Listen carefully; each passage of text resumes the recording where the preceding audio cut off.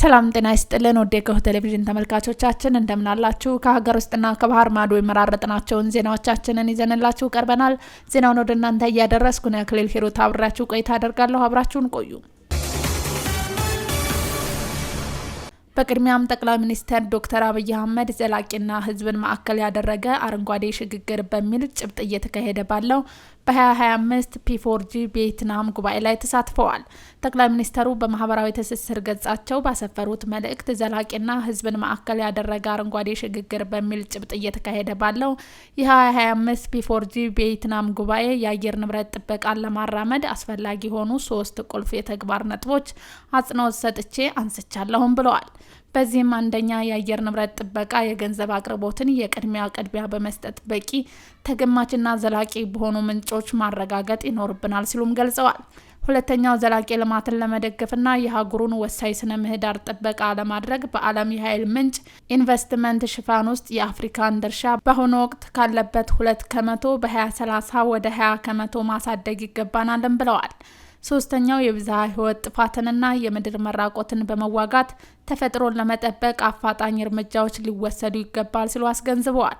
ይህም እንደ አረንጓዴ አሻራ ያሉ ህዝባዊ ስራዎችን በገንዘብ መደገፍን፣ በዚህም ለአካባቢው ህብረተሰብ ከአድሎ የጸዳና ፍትሃዊ ተጠቃሚነትን ማረጋገጥ ያካትታልም ብለዋል ጠቅላይ ሚኒስትሩ በመልእክታቸው። ከ27 ሚሊዮን ብር በላይ ግምት ያላቸው ከደረጃ በታች የሆኑና ችግር የተገኘባቸው ምርቶች እንዲወገዱ መደረጉን የኢትዮጵያ ምግብና መድኃኒት ባለስልጣን አስታወቀ። በዓልን ምክንያት በማድረግ ለገበያ በሚቀርቡ የተለያዩ ምርቶች ላይ ጥራትና ደህንነትን ለማረጋገጥ የክትትልና ቁጥጥር ስራ እየተሰራ መሆኑን ባለስልጣኑ ገልጿል። በክርስትና እምነት ተከታዮች ዘንድ በድምቀት ከሚከበሩ ሃይማኖታዊ በዓላት አንዱ የሆነው የፋሲካ በዓል የፊታችን እሁድ ይከበራል። የእምነቱ ተከታዮች በዓሉን በደመቀ ሁኔታ ለማክበር ምግብ ነክ ከሆኑ ምርቶች በተጨማሪ ሌሎች ግብአቶችን ከተለያዩ የገበያ ማዕከላት በስፋት ይገበያያሉ። በባለስልጣኑ የምግብ ኢንስፔክሽንና ሕግ ማስፈጸም ስራ አስፈጻሚ አቶ ሙላቱ ተስፋዬ እንደገለጹት ለህብረተሰቡ የሚቀርቡ ምርቶች ጥራትና ደህንነታቸው የተጠበቀ መሆኑን ለማረጋገጥ ክትትልና ቁጥጥር እያደረገ ይገኛል። ባለስልጣኑ በዓሉ ከመድረሱ አስቀድሞ ባደረገው ጥናትና ፍተሻ እንዲሁም ከህብረተሰቡ በደረሰው ጥቆማ ከ27 ሚሊዮን ብር በላይ ግምት ያላቸው ከደረጃ በታች ሆኑና ችግር የተገኘባቸው ምርቶች እንዲወገዱ መደረጉን አስታውቋል።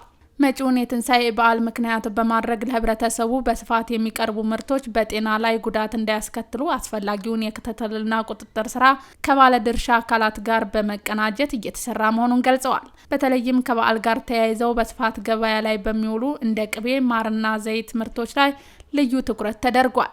ከምግብ ደህንነት መጓደል ጋር በተያያዘ ባዕድ ነገሮችን ከመቀላቀል በተጨማሪ በአያያዝ ችግር ብልሽት እንደሚያጋጥም ጠቅሰው በአዲስ አበባ ከ20,000 ኪሎ ግራም በላይ የተበላሸ በርበሬ እንዲሁም ከባዕድ ጋር የተቀላቀሉ ከ9,000 ሊትር በላይ ዘይት በቁጥጥር ስር በመዋል በአጥፊዎች ላይ እርምጃ እንዲወሰድባቸው መደረጉን አስታውቋል። ለዝርዝር ወደ ያዝናቸው ዜናዎቻችን ስናልፍ ፌንቴክ ኢንቨስትመንት ለአራቱ ዙር 258 ኤሌክትሪክ ተሽከርካሪዎችን ሊያስረክብ መሆኑን የድርጅቱ ምክትል ስራ አስፈጻሚ አቶ ያብስራ ታደሰ ገልጸዋል። ፌንቴክ ኢንቨስትመንት የኤሌክትሪክ መኪና መገጣጠሚያ ፋብሪካ 1.4 ቢሊዮን ብር ቀድመው ለተመዘገቡ 1200 ደንበኞች ብድር ማመቻቸቱን አስታውቋል። ስማቸው ታፈረ ዝርዝር አለው። ፊኒቴክ ኢንቨስትመንት ለአራተኛ ዙር 258 የኤሌክትሪክ ተሽከርካሪዎችን ሊያስረክብ መሆኑን የድርጅቱ ምክትል ዋና ስራ አስፈጻሚ አቶ ያብስራ ታደሰ ገልጸዋል። ፊኒቴክ ኢንቨስትመንት ቀደም ሲል በኦሮሞ የባህል ማዕከል በስካይላይት ሆቴልና በወዳጅነት ፓርክ 250 ኤሌክትሪክ መኪኖችን ለደንበኞች ማስረከቡም ይታወሳል። አሁን ደግሞ 200 BYD ሲግናል 58 ኢቱ በድምሩ 258 የኤሌክትሪክ መኪኖችን ለማስረከብ ከጅቡቲ ወደ ገላንና ቃሊቲ ለማጓጓዝ ዝግጅት ማጠናቀቁን የድርጅቱ ምክትል ዋና ስራ አስኪያጅ አቶ ያብስራ ታደሰ ገልጸዋል። ፊኒቴክ ኢንቨስትመንት የኤሌክትሪክ መኪኖችን ተፈላጊነትና ፍሰት ከማገዝ አኳያ በንፋስና በፀሐይ ኃይል የሚሰሩ ተንቀሳቃሽ የኃይል አማራጮችንና ዘመኑን የዋጁ የቻርጂንግ ስቴሽነሮችን፣ የመኪና ደህንነት የሶፍትዌር መሳሪያዎችን፣ የአቅም ግንባታና የኤሌክትሪክ መኪና የቴክኖሎጂ ስልጠና ማዕከላትን እንዲሁም ሌሎች የኤሌክትሪክ መኪና መሰረተ ልማቶችን በመገንባት ላይ እንደሚገኝም ተናግረዋል። አዲስ አበባ ከተማን ከነዳጅ ጥገኝነትና ከአየር ብክለት ለመከላከል ግምት ውስጥ በማስገባት በአዲስ መልክ ያስገነቡትን የመገጣጠሚያና የመሸጫ ቦታ በቅርቡ ስራ የሚጀምር መሆኑን ተገልጿል። ፊኒቲክ ኢንቨስትመንት የኤሌክትሪክ መኪና መገጣጠሚያ ፋብሪካ 1.4 ቢሊዮን ብር ቀድመው ለተመዘገቡ 1200 ደንበኞች ብድር ማመቻቸቱንም ገልጿል። ድርጅቱ 20,000 BYD ተሽከርካሪዎችን ወደ ኢትዮጵያ ለማምጣት እቅድ ይዞ እየተንቀሳቀሰ መሆኑንም ኃላፊው ገልጸዋል። የፊኒቲክ ኢንቨስትመንት ምክትል ስራ አስኪያጅ አቶ ያብስራ ታደሰ ድርጅቱ ለመኪና ባትሪ የ8 ዓመት እንዲሁም በመኪናው አካል ላይ ለሚደርስ ጉዳት የ5 ዓመት ዋስትና ይሰጣል ሲሉም ገልጸዋል። አቶ ያብስራ ታደሰ አክለውም ዘመናዊነትን በጠበቀ መልኩ የተፈጥሮ ሚዛን የሚጠብቅ ተሽከርካሪዎችን ለገበያ በማቅረብ የዓለምን የሙቀት መጠን በ1 ዲግሪ ሴንቲግሬድ ለመቀነስ እየሰሩ መሆኑንም ገልጸዋል። አሁን ላይ ድርጅቱ በ950 ሺህ ብር ቅድመ ክፍያ ከወለድ ነፃ ከ5 ዓመት የእፎይታ ጊዜ ጋር እያቀረበ እንደሚገኝም ገልጸዋል። በሶስተኛ ዙር 250 ተሽከርካሪዎችን አስረክበናል ያሉት ድርጅቱ በአራተኛ ዙር ደግሞ 258 የቢዋይዲ ኤሌክትሪክ መኪኖችን ከጅቡቲ ወደ ሀገር ውስጥ እያስገቡ መሆኑንም ተናግረዋል። በርክክብ ፕሮግራሙ ላይ የህዝብ ተወካዮች ምክር ቤት አባል አምባሳደር ዲና ሙፍቲ፣ የፊኒቲክ ኢንቨስትመንት አምባሳደሮችን ጨምሮ ጥሪ የተደረገላቸው እንግዶችም ተገኝተዋል።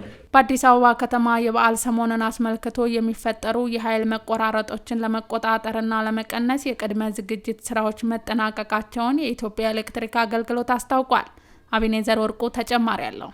በአዲስ አበባ ከተማ የበዓል ሰሞኑን አስመልክቶ የሚፈጠሩ የኃይል መቆራረጦችን ለመቆጣጠርና ለመቀነስ የቅድመ ዝግጅት ስራዎች መጠናቀቃቸውን የኢትዮጵያ ኤሌክትሪክ አገልግሎት አስታውቋል። ማንኛውም ከኤሌክትሪክ ኃይል ጋር ተያይዞ የሚከሰት አደጋን ለመከላከል ቅድመ ዝግጅት ማድረጉን ገልጿል። በአዲስ አበባ በአንዳንድ አካባቢዎች የሚስተዋሉ የኤሌክትሪክ ኃይል መቆራረጥና መስተጓጎል ለረጅም ጊዜ የቆየና አሁንም የቀጠለ ችግር እንደሆነ ይነሳል። የኢትዮጵያ ኤሌክትሪክ አገልግሎት ኮሚኒኬሽን ስራ አስፈጻሚ መላኩ ታዬ በዓልን ተከትሎ የህብረተሰቡ የኃይል ፍጆታ እንደሚጨምር ገልጸው ለህብረተሰቡ ያልተቆራረጠ የኃይል አገልግሎት ለማቅረብ ዝግጅቶች ስለመደረጋቸውና ከዚህ ጋር ተያይዞም እንደ መብራት፣ እሳት እንዲሁም ሌሎች ተቀጣጣይ ነገሮች ላይ ህብረተሰቡ አጠቃቀም ላይ ጥንቃቄ ማድረግ እንዳለበት አሳስበዋል። አክለውም በአገልግሎቱ በኩል የኃይል መቆራረጦችን ለመቆጣጠር ቅድመ ዝግጅቶች ተከናውነዋል ብለዋል። እንዲሁም የኃይል ፍጆታን ለመቀነስና አደጋን ለመቀነስ ምሽት ላይ ያለውን ሰዓት ህብረተሰቡ ቢጠቀምበት የተሻለ የኃይል አማራጭ መሆኑን አንስተው በበዓል ወቅት ከሚከሰቱ አደጋዎች ህብረተሰቡ